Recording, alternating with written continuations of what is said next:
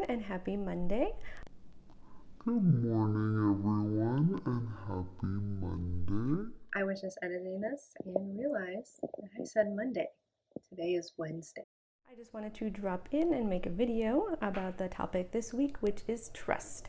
So I have a couple quotes here, actually, well, 3 quotes here that I feel, really meshed well with the topic and can hopefully help us get a little bit more understanding on the topic of trust. So the first quote I have here is from the Al-Anon Blue Book, which is one of the things that I use for myself. And it's called One Day at a Time in Al-Anon, I believe. It's a little blue book, and Al-Anon is actually the sister program of the one that I'm in, which is Nar-Anon. And this quote says, "To be without hope is to deny the wonderful possibilities of the future." And it doesn't say who said that, but it's just a quote that I attribute to that book. So for me, I know the topic is trust, but trust to me kind of ties into hope. And, to be without hope is to deny the wonderful possibilities of the future. I know we spend a lot of time kind of, worrying and feeling that, the future might be a little bit scary because we don't know what's going on. We don't know, what could possibly happen. There are a lot of unknowns. And so to have a sense of hope and to have a sense of trust kind of helps to foster, a more hopeful future, to have a little bit more hope in, the good things that could happen in the future and, the positive things that could happen instead of focusing so much on the negatives.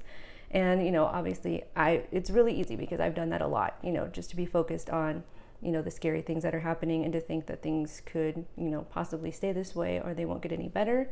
But it is important to focus on all the good things that can happen instead, because it takes a lot of energy to worry, and worrying doesn't really do anything to help us.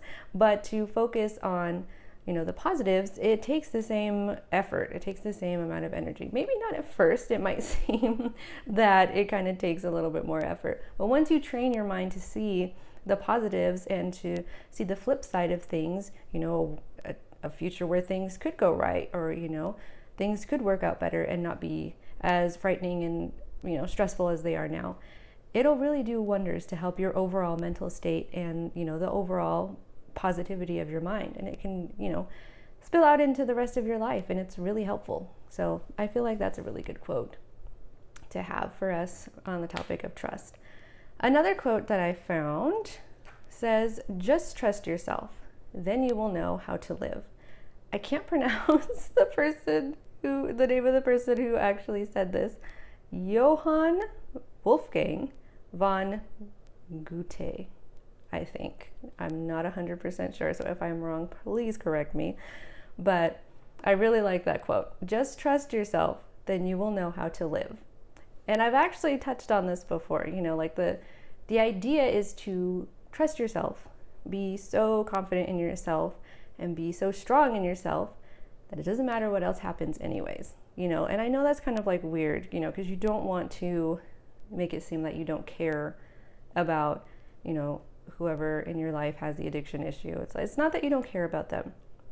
It's that you focus on yourself, because that's really all you can do. I mean, no amount of worrying is going to make them any better. No amount of stress is going to do anything. And it's really just going to make you miserable and make your whole life miserable. It's going to spill out into everything. But if you trust yourself, then you will know how to live. Like the quote says, you will know what to do. You will know how to act and how to take charge of your life in a way that it won't matter what they're doing. It won't matter, that things aren't going as well as they could. And you will make them to turn out in the most possible way, or the most positive possible way, because you're going to have that assurance in yourself. You're going to have that trust in yourself that no matter what happens, you will be able to handle it. You will be able to take charge, and you will be able to survive and thrive. The last quote I found is by Ernest Hemingway. I could pronounce that. "The best way to find out if you can trust somebody is to trust them." So that's another thing. You always, or at least I always, wondered, well, how am I going to know if I can trust them? I would ask that in therapy. How do I know? What is it going to be? Just a length of time? Is it going to be like actions? Am I going to have to, see that they're doing a certain amount of meetings? Is it going to be when they've finished, their step work? And it's none of those. You just have to trust them. There's no checklist that you need to go down. There's no, magic number of things, there's no magic list, there's no test or anything. You just kind of have to trust that everything will work out. You have that trust in yourself already, and you need to just trust them.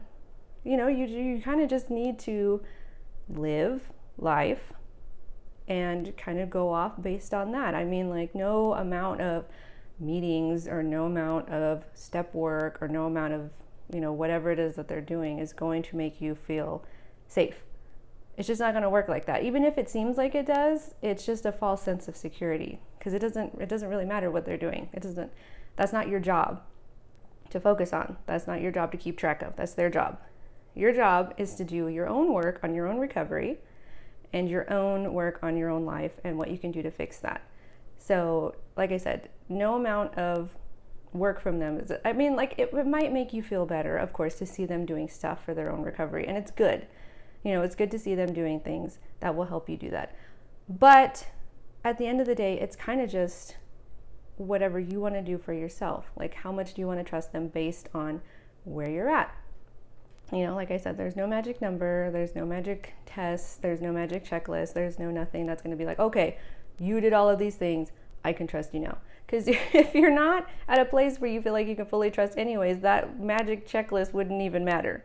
Okay, it's just based on your own experiences, what you feel like is comfortable for you, and then it won't matter. It's just based on whatever they're doing to make sure that they are showing up for you and they are being present for you and whatever you need. It's like, for me, as long as he is showing up for our relationship, showing up for our family, doing the things he says he's going to do, following through and making sure that he's doing his own thing for his recovery, then that's fine. I don't keep track of anything. I don't contact anyone to double check. I don't do any of that stuff because that is just stressful for me. And it just puts a lot of stress on me and, puts me in a position that I don't want to be in. I don't have to do any of that stuff. That's like, it's way out of my lane. I just need to focus on me, make sure I'm doing what I need to do, and the rest will follow. So I hope that this kind of gave you a little bit of clarity on the topic of trust. If there's anything else that you have, as far as, information, personal experience, anything, please let me know. Comment, direct message me, I don't know, whatever it is to get a hold of me, because I want to know everybody's story too. I want to know the side of your story. I want to know if there's something that worked for you that is a little bit different, if the stuff that I'm doing, worked for you as well and you were doing it on your own. Let me know, because like I said, this whole thing is for us to learn from each other's experiences and to get a better grasp of this whole topic of loving someone with addiction and learning more about ourselves. So that's all I have for today. Please keep an eye on, my page, what's going on. I hope to have a podcast episode out this Friday on the same topic. And I also wrote a blog post on the topic that I posted on Monday. So you can find that link in my bio. And if you can, subscribe to here, subscribe to the blog, subscribe here, there, everywhere. Your support really means a lot. And like I said, if you have any experience or any comments or anything, please let me know, because I would love to hear it. I will talk to you guys later.